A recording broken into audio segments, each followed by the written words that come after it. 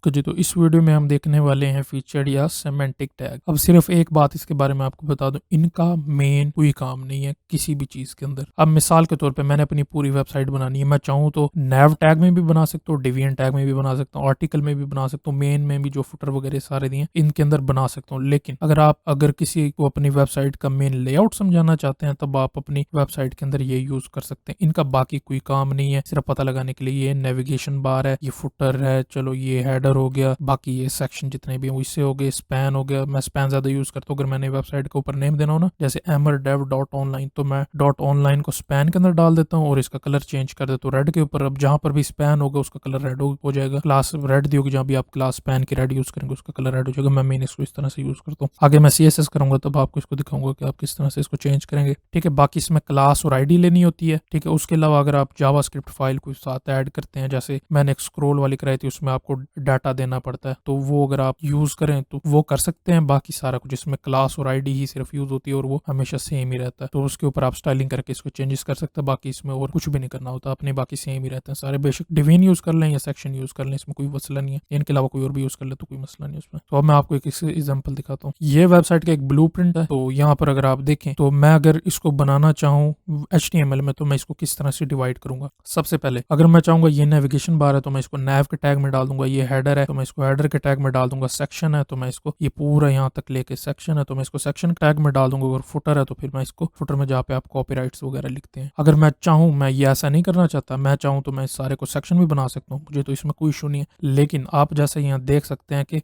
यहाँ पर ये ज्यादा एक्सप्लेन कर रहा है कि आप किस चीज को इस टाइम देख रहे हैं। आप नैव को देख रहे हैं, नेविगेशन बार, फिर हेडर को देख रहे हैं तो हेडर, फिर सेक्शन पूरा बाकी रिमेनिंग, और फिर फुटर। अगर मैं इसको रिमूव कर दूं, यहाँ पर सेक्शन ले तो सारे सेक्शन सेम, यहाँ पर रीडेबिलिटी ज्यादा अच्छी तरह नहीं होती, बस सिर्फ ये फर्क। सारे फीचर टैग इसी तरह से आप यूज करेंगे। अगर आप सेक्शन यूज करना चाहते हैं ये कर ले डिवीजन, अब इसकी जगह मैं डिवीजन भी कर सकता हूँ सारे, फिर सारे नैव भी कर सकता हूँ, फिर सारे फुटर भी कर सकता हूँ। लेकिन वो जो है ना रीडेबिलिटी या समझ आने वाला सिस्टम नहीं रहता इसमें, तो उसके लिए अच्छा ही है कि आप वो यूज कर लें। मैं वैसे डिवीजन और सेक्शन सिर्फ ये दो यूज करता हूँ, या स्पैन वगैरह जैसे मैंने अभी आपको एग्जाम्पल दी थी उसके लिए यूज करता हूँ, इसके अलावा नहीं। ठीक है जी, तो ये सीरीज एंड हो गई HTML की। अब आगे एक और वीडियो है सिर्फ उसमें मैं टिप्स दूंगा आपको कि आप किस तरह से यूज करते हैं। बाकी अगर आपने नहीं देखनी तो कोई इशू नहीं है, देखना चाहते हैं तो आप देख सकते हैं। बाकी आप अगर यहाँ तक पहुंचे पूरी सीरीज देखी है तो आपका सीरीज देखने का शुक्रिया। होपफुली कि आपने हर चीज सीख ली होगी सही तरह से, और अब HTML में लेआउट्स इसके क्रिएट कर सकते हैं।